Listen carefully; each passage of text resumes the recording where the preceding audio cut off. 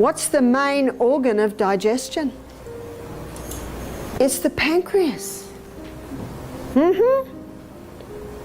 Most people think that all of their digestion happens in the stomach, but it is not true. Meet Barbara Oneill, a renowned health expert with a global reputation for advocating natural and holistic wellness approaches. Backed by numerous success stories, her methods resonate with people seeking a healthier lifestyle. Disclaimer: the content presented in this video is for educational purposes only and is not intended as a substitute for professional medical advice, diagnosis, or treatment. Always consult your physician or another qualified healthcare provider if you have any concerns or questions regarding a medical condition. In today's video, we're focusing on the pancreas, a vital organ responsible for digestion and blood sugar regulation, functions that become even more important as we age. Located behind the stomach, the pancreas produces key enzymes for breaking down food and releases hormones like insulin to maintain balanced blood sugar levels. As we grow older, the pancreas may face challenges, increasing the likelihood of issues like diabetes or pancreatitis. However, with mindful dietary choices, healthy lifestyle practices, and regular medical checkups, we can help keep the pancreas functioning optimally. Stay tuned as we explore practical tips for maintaining your pancreas health. We're going to be talking about your pancreas. Your pancreas lives under your left rib, and your pancreas controls your blood glucose levels. And when the pancreas is not working well, then a person will possibly be diagnosed with a condition called diabetes. In Australia, there are about 300 or 400 new diabetics diagnosed every day. A lot of diabetes. And America, is it so in Bermuda? Yes. And as I've already looked at this week, the curse causeless does not come. That's Proverbs 22 verse 2. There's always a reason.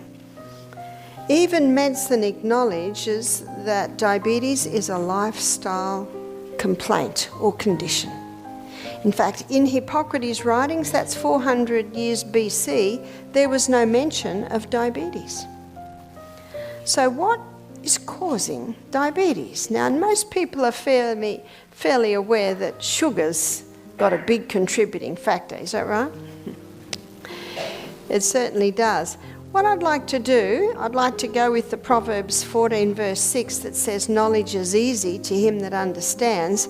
And I'd like to have a look at how the body deals with the glucose that gets into the blood. When we consume food, particularly carbohydrates, they break down into glucose, which then enters the bloodstream. The pancreas steps in by producing insulin, a hormone that helps transport glucose into cells to be used as energy. However, if the pancreas struggles to produce sufficient insulin or if the body's cells become resistant to it, glucose can build up in the blood, leading to high blood sugar levels.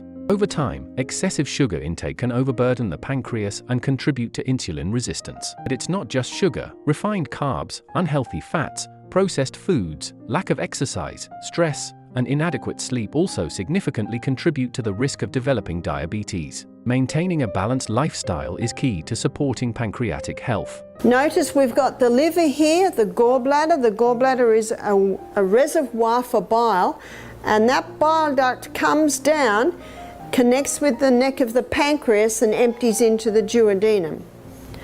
It's an alkaline environment in the duodenum.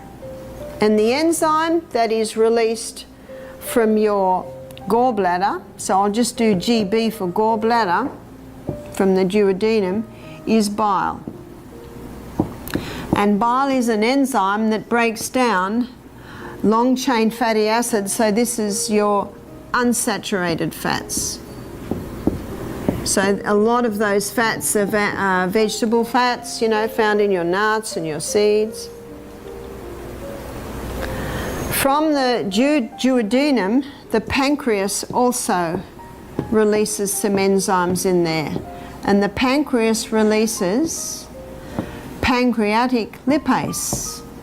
And pancreatic lipase does the final breakdown of the unsaturated fats. They're the long-chain fatty acids.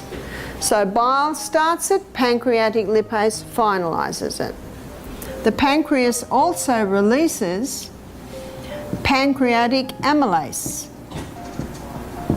And remember, ptyalin is a salivary amylase, so the amylase salivary amylase ptyalase starts the digestion, put on hold in the stomach, comes to the duodenum, and pancreatic amylase finalises the starch digestion.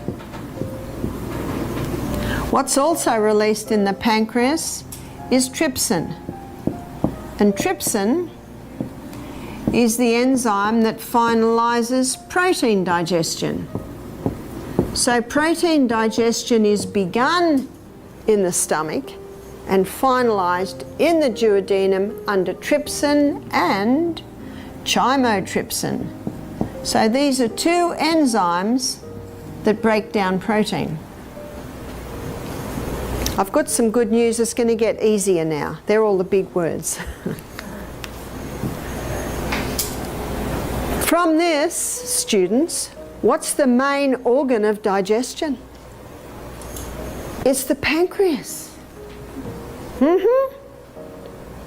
Most people think that all of their digestion happens in the stomach, but it is not true. Now, one of the great things about saturated fat, it does not need bile. It does not need pancreatic lipase because the breakdown began in the mouth. So people with liver, gallbladder problems, pancreatic problems, what's the best fat for them? Coconut, yeah.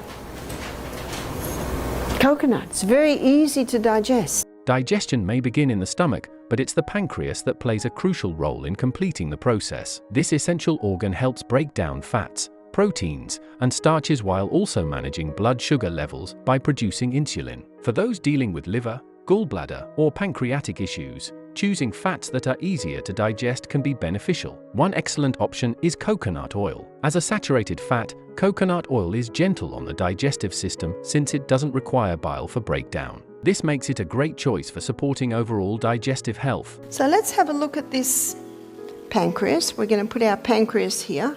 Here's pancreas. Now the pancreas, there's the big P, it releases insulin.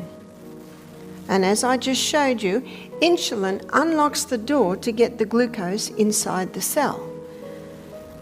You see, when blood glucose levels are high, then high insulin's released.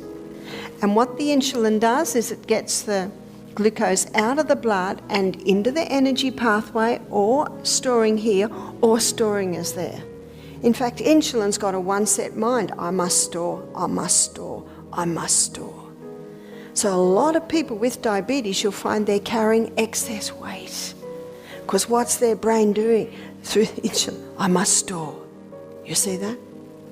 Now there's another hormone that the pancreas releases, and it's glucagon.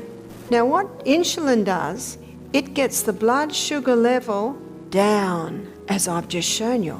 But if blood glucose levels go too low, glucagon's released and it gets blood sugar levels up. So can you see the pancreas releases these two main hormones that are designed to keep that blood sugar as it should be. But what's happening on this high carbohydrate diet? Huge amounts of glucose are being released, come to the cell, and something starts to develop. It's called insulin resistance. Have you heard of it? Basically, the cell wall says, I'm sick of the sight of you. The glucose is still in the blood. And the brain's going, oh dear, quick pancreas, more insulin, more insulin, more insulin. But what's the problem? It's not lack of insulin, it's actually insulin resistant. And so eventually the pancreas just says, I'm done with this. I've had enough. I'm worn out. So it's not long after insulin resistance that diabetes happens. Diabetes mellitus simply means sugar in the urine. Because if the glucose can't get into the blood, then it has to spill out into the urine. Can you see that? Do you know the first documented cases of diabetes mellitus was just before the Black Plague. in London. And you know what this doctor discovered? That it was only his wealthy patients that it was happening to, because it's only the wealthy that could afford to eat sugar. You see, what sugar does, we've got a red tonight. Oh, we'll have a candy, we'll have a Mars bar, we'll have a cup of coffee with 3 teaspoons of sugar. Will that get it up? Oh, yes. Oh no, we're too high. Stop the glucagon, release the insulin. Oh no, can you see what's happening here? One of the big sugar mills in Australia come and do our program. He told me there's 15 teaspoons of sugar in 1 can of Coke. Do you know how much sugar cane is required for 1 teaspoon? About 1 metre. Have you ever eaten sugar cane? How long does it take to get through 2 inches? How long would it take to get through 15 metres? In other words, a can of Coke should take you about the time to drink as it takes to eat 15 metres. You see where it's just overload. Consuming too much sugar forces the pancreas to overwork, as it needs to produce more insulin to control blood sugar levels. Over time, this continuous strain can weaken the pancreas, reducing its ability to regulate glucose efficiently. This can eventually lead to type 2 diabetes, where either the body becomes resistant to insulin or the pancreas can no longer keep up with insulin production. Adopting a balanced diet rich in whole foods, such as vegetables, lean proteins, and whole grains, helps manage blood sugar and eases the burden on the pancreas. Regular physical activity also improves insulin sensitivity, supporting better overall health and lowering the risk of diabetes. Caffeine. Oh, yes, there it is.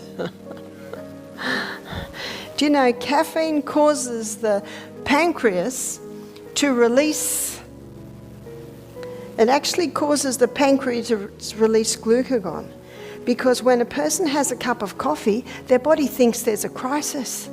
That's why you actually get a little bit of a lift. The body thinks there's a crisis. So what happens is the pancreas gets this response, and then it goes too high, and then the insulin's released. My husband and I were having a holiday in a resort in Australia, and we're down there for breakfast, having our breakfast, and at the table just near me, there was a gentleman and his wife. They looked like they were in their 70s, and they both had a bowl of cereal with milk, and they opened a packet and put sugar all over the top, and then they had a slice of white bread with margarine, because they want to be healthy, and jam, and and a glass of orange juice and a cup of coffee. Now, is that a typical breakfast? And just before he began to eat, he opened a little black bag, got out a little injection, lifted up his shirt and injected himself. So caffeine also must stop. Are you told this by the nutritionists if you have diabetes? And why is that? Because they're drinking coffee. I used to be a psych nurse. They're all drinking it. So how come they don't have mental illness or diabetes? Guess what? They do. They do. So all of these things add to it. What about margarine? What margarine does, well, it's an altered fat, and it begins blocking the receptor sites on the cell for insulin. In fact, margarine is so toxic, it's 1 molecular structure short of plastic. So if you're going to eat margarine, you should eat the container it comes in. It's a saturated fat. If it was polyunsaturated, you'd open the lid and it'd all move, all be liquid. You see that? A concern, especially for those managing diabetes. Many nutrition experts advise diabetics to limit coffee consumption. However, Barbara, with her background as a psychiatric nurse, noted that while many of her patients enjoyed coffee, diabetes wasn't as prevalent among them, despite their mental health struggles. This shows that overall wellness is influenced by multiple factors.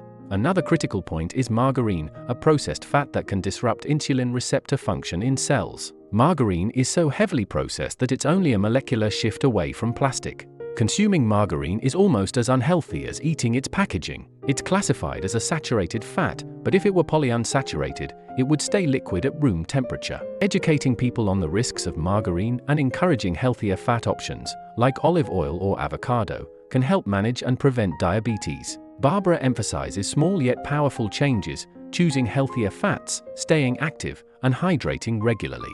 These habits support the pancreas and promote overall wellness, especially as we age. Thanks for joining us as we explored the vital role of the pancreas in health. If you have any questions or need advice, leave them in the comments below. Don't forget to like, subscribe for more health tips, and check out our other videos to enhance your wellness journey. Stay informed and stay healthy.